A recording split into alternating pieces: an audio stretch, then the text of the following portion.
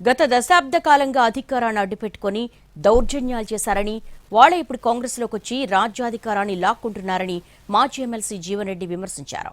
ఈ వ్యాఖ్యలకు Jagtial MLA Sanjay Kumar counter ఇచ్చారు. జీవన్ రెడ్డి కూడా తెలుగుదేశం పార్టీ నుంచి కాంగ్రెస్లోకి వచ్చిన వారే అన్నారు. గత దశాబ్ద కాలం ఏ అధికారాన్ని అంటుపెట్టుకొని దౌర్జన్యాలతోని సామాన్య ప్రజానికపై కాంగ్రెస్ పార్టీ కార్యకర్తలపై రాష్ట్రానికి పాల్పడ్డారు. మన టీఆర్ఎస్ పార్టీ నాయకులు ఏదైతుందో, మన కాంగ్రెస్ పార్టీ ముసుగులో ఏదైతుందో మన రాజ్యాధికారానికి ఈ రాజకీయాలలో పార్టీలలోకి వస్తూ ఉంటారు. జీవన్ రెడ్డి గారు కూడా తెలుగుదేశంలో గెలిచి మంత్రి వచ్చిన వారే.